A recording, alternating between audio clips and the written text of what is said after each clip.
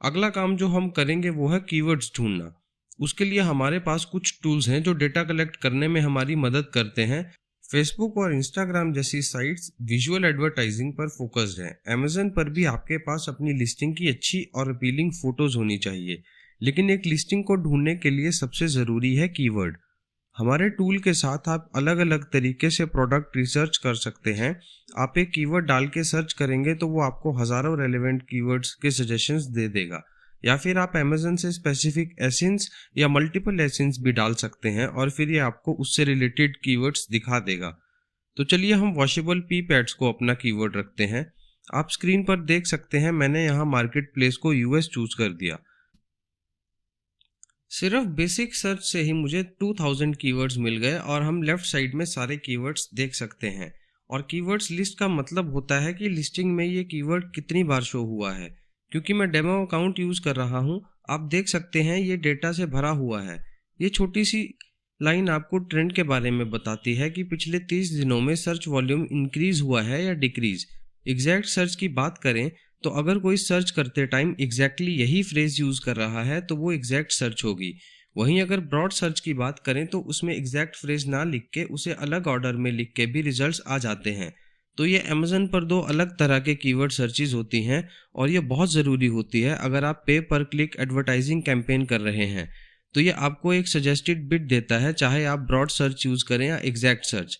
ऐसे रैंक की बात करें तो जंगल स्काउट आपको एक एस्टिमेट देता है कि उस कीवर्ड को रैंक कराना कितना मुश्किल है और वो आपकी लिस्टिंग पर क्या असर डालता है।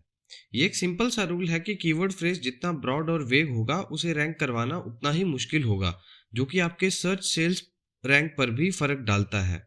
अगर कोई लॉन्ग टेल कीवर्ड है लेकिन वो स्पेसिफिक भी है तो वो आपकी रैंकिंग को और इजी कर देगा, क्योंकि कीवर्ड फ्रेज जितना स्पेसिफिक होगा उतने ही कम लोग उसे सर्च करेंगे और उस फ्रेज के लिए कंपटीशन उतना ही कम होगा। वहीं अगर ये ब्रॉड फ्रेज होता तो आप कंपटीशन में फंसे होते, क्योंकि हर कोई अपनी लिस्टिंग के लिए ब्रॉड कीवर्ड्स ही यूज करता है। तो कोशिश करिए कि आप ब्रॉड कीवर्ड्स कम से कम यूज करें। यह हमें एक अच्छा आइडिया दे देता है कि कीवर्ड कितना कंपेटिटिव है। फिर आता है हमारा रेलिवेंसी स्कोर, जो बताता है कि हमारा कीवर्ड एंकर कीवर्ड से कितना रिलेटेड है। यहाँ हमें ऑलमोस्ट 2000 कीवर्ड्स मिले हैं और लिस्टिंग में कैरेक्टर लिमिट होती है, तो जाहिर सी बात है कि हम सारे 2000 कीवर्ड्स तो ऐड नहीं कर सकते। तो इसीलिए इसे नैरो डाउन करने के लिए हम कुछ फिल्टर्स ऐड कर सकते हैं। तो पहला फिल्टर वर्ड काउंट जैसा है। अगर मुझे कम से कम 3 वर्ड्स का की फ्रेज चाहिए तो मैं मिनिमम में 3 लिखकर सर्च दबा दूंगा और रिफ्रेश होते ही मैं फिर से रिफ्रेश करता हूँ। लगता है पहली बार में नहीं हुआ, अभी रिसेंटली ही इसे अपडेट किया था। देखिए हमारा काउंट 1972 कीवर्ड से 1700 हो गया। दूसरा, आप प्रोडक्ट कैटेगरी से भी सर्च कर सकते हैं। फिर आता है प्रोडक्ट काउंट, जो कि बताता है कि इस कीवर्ड के लिए कितने प्रोडक्ट अमेजन मार्केट प्लेस में अवेलेबल हैं। यह हमें एक बहुत सही आइडिया देता है कि मार्केट में कितना कंपटीशन है। अगर मुझे वॉशेबल पी पैड सेल करने हैं तो मैं देखूंगा कि प्रोडक्ट के लिए कितने कीवर्ड्स शो हो रहे हैं या एक कीवर्ड पर कितने प्रोडक्ट हैं। इसे और आसान बनाता है इसका अरेंजमेंट, जिसमें ऑर्गेनिक प्रोडक्ट्स और स्पॉन्सर्ड प्रोडक्ट्स अलग अलग पेयर्ड होते हैं। मैं आपको अमेजन पर सर्च पर जाकर बताता हूँ। स्पॉन्सर्ड प्रोडक्ट वो होते हैं जो सर्च में सबसे पहले शो होते हैं और जिनके नीचे स्पॉन्सर्ड लिखा रहता है।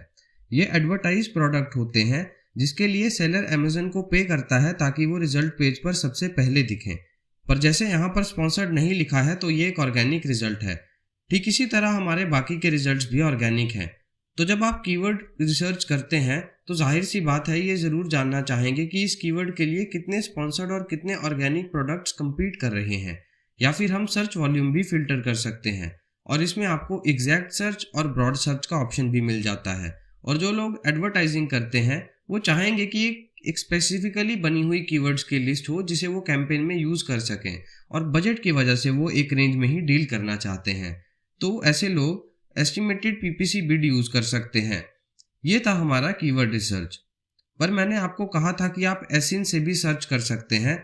अगर आप नहीं जानते तो मैं बता दूं कि अमेजन के कैटलॉग के लिए हर प्रोडक्ट को यूनिक आइडेंटिफाइंग नंबर दिया जाता है, उसे ही एसिन कहते हैं। और आप इसे जंगल स्काउट के प्लगइन के इस छोटे से विजेट से ढूंढ सकते हैं, या आप इसे लिस्टिंग में भी ढूंढ सकते हैं। यहाँ यूआरएल में भी आप इसे आसानी से ढूंढ सकते हैं, क्योंकि ये बस लेटर्स और नंबर्स की एक स्ट्रिंग होती है। तो मैं इसे कॉपी कर लेता हूँ और इसे यहाँ जंगल स्काउट के टूल पर पेस्ट कर देता हूँ। और फिर हम सर्च पर क्लिक करेंगे। इससे होता क्या है, ये लिस्टिंग को स्कैन करके मुझे कीवर्ड्स दिखाता है जो लोग सर्च करते हैं उन लिस्टिंग्स को ढूंढने के लिए। इससे मैं अपने कंपेटिटर्स पर जासूसी कर सकता हूँ, ये देखने के लिए कि लोग मेरे कंपेटिटर की लिस्टिंग को ढूंढने के लिए कौन से कीवर्ड्स यूज कर रहे हैं।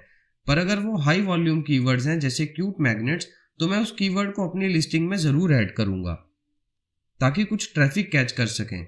अगर आपका कंपेटिटर एक ब्रांड है तो आप उसके ब्रांड को एज ए कीवर्ड यूज नहीं कर सकते ट्रैफिक बढ़ाने के लिए, क्योंकि ये अमेजन की टर्म्स के खिलाफ है। तो जब आप अपना कीवर्ड एनालिसिस कर रहे होते हैं और आपको कोई रिकॉग्नाइजेबल ब्रांड नेम दिखता है, तो आप जानते हैं कि हमें उसे एज ए कीवर्ड यूज नहीं कर, क्योंकि आप अमेजन के साथ डिस्प्यूट में फंस सकते हैं। अगर आप किसी का ब्रांड नेम यूज कर रहे हैं तो सिर्फ एक एक्सेप्शन है, जैसे आप फोन केस सेल कर रहे हो जो आईफोन के साथ कंपेटेबल है, तो क्योंकि वो प्रोडक्ट से काफ़ी रेलेवेंट है इसीलिए आप ब्रांड नेम यूज़ कर सकते हैं। ये एक फेयर यूज़ है। पर आप ऐसा नहीं कर सकते कि मैं एक फ़ोन सेल कर रहा हूँ लेकिन मैं चाहता हूँ कि जो लोग आईफोन सर्च कर रहे हैं उन्हें भी मेरा फ़ोन दिखे। ये रूल्स को तोड़ता है। ये सेम ही फिल्टर्स हैं। मैंने ये भी कहा था कि आप मल्टीपल एसेंस भी डाल सकते हैं, तो मैं वापस अमेजन पर जा रहा हूँ। मैं अभी ज़्यादा तो नहीं लूँगा, 2 या 3 काफ़ी होंगे ताकि हम देख पाएँ कि एडवांस फिल्टर्स कैसे हैं। आई थिंक मेरे हिसाब से हम सबसे बेस्ट ढूंढ रहे हैं।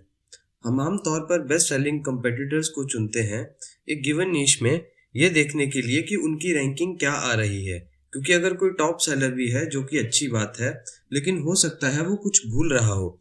इसीलिए हम एक नहीं बल्कि 5-10 सेलर्स को लेते हैं, बेस्ट सेलर्स मतलब बेस्ट सेलिंग, जैसे कि कैक्टस मैग्नेट्स, और फिर हम उनका इनपुट करते हैं और वहाँ से हमें सारे कीवर्ड्स मिल जाते हैं जो हाई रैंकिंग है। और फिर एडवांस्ड फिल्टर्स भी तो हैं। ये शानदार है, ये बहुत ही ज़बरदस्त है। बिल्कुल सही। स्क्रीन पर जो मैंने हाईलाइट किया है ये है हमारा एंकर एसिन। हम अपने सारे कंपेटिटर्स को इसके साथ ही कंपेयर करेंगे। मान लीजिए जो मैंने हाईलाइट किया है ये हमारा प्रोडक्ट है और बाकी के हमारे कंपेटिटर्स हैं। तो जब मैं इन तीनों एसिन्स को लिस्ट ऑफ कीवर्ड्स में ऐड करूंगा तो काफ़ी चांसेस हैं इनके ओवरलैप होने के, क्योंकि ये प्रोडक्ट एक दूसरे से बहुत सिमिलर हैं। हालांकि जब मैं इनको एडवांस फिल्टर्स में ऐड करूंगा तो ये और इंटरेस्टिंग हो जाता है, क्योंकि यहाँ हमें और भी ऑप्शंस देखने को मिल जाते हैं और पुराने भी, जैसे कि वर्ड काउंट और सर्च वॉल्यूम वगैरह। पर यहाँ हम और भी बहुत कुछ फिल्टर्स देख सकते हैं, जैसे मेरे हाईलाइटेड एसिन का रैंक क्या है।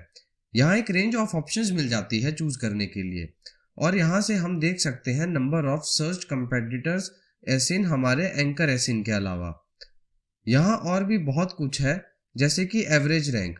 तो अगर मैं ऐसे कीवर्ड ढूंढ रहा हूँ जो सिर्फ हाईएस्ट रैंकिंग कंपेटिटर्स ही यूज करते हैं, तो मैं ये फिल्टर यूज कर सकता हूँ। और फिर लास्ट में सबसे कूल है हाईलाइटेड एसिन रिलेटिव पोजीशन। आपका हाईलाइटेड एसिन कहाँ अपीयर हो रहा है ये उसे बताता है। ये स्पॉट नंबर 2 पर अपीयर हो रहा है, जो कि मेरे कंपेटिटर्स के काफ़ी आसपास है, और ये बहुत अच्छी बात है। इस तरह आप अपने कीवर्ड की लिस्ट को और छोटा कर सकते हैं ताकि उसमें सिर्फ हाई परफॉर्मिंग कीवर्ड्स ही रहें। ठीक वैसे ही आप इसका उल्टा भी कर सकते हैं, जहां आप अपने हाईलाइटेड एसिन के लिए कीवर्ड सर्च कर सकते हैं जो कंपेटिटर से थोड़ा अच्छा रैंक करे। कुछ कीवर्ड ऐसे भी मिलेंगे जो अच्छा परफॉर्म नहीं कर रहे हैं, उन्हें हम लिस्टिंग से निकाल सकते हैं ताकि हमारा फोकस सिर्फ हाई परफॉर्मिंग कीवर्ड्स पर ही हो। इस टूल की बात करें तो ये काफ़ी डिटेल टूल है और शायद पूरे सॉफ्टवेयर का सबसे डेंस टूल भी, इसीलिए मैं ज़्यादा डिटेल में नहीं जाता हूँ। लेकिन अगर आपको और डिटेल्स चाहिए तो आपको जंगल स्काउट पर इससे रिलेटेड एजुकेशनल कंटेंट मिल जाएगा जो और भी डिटेल्ड है।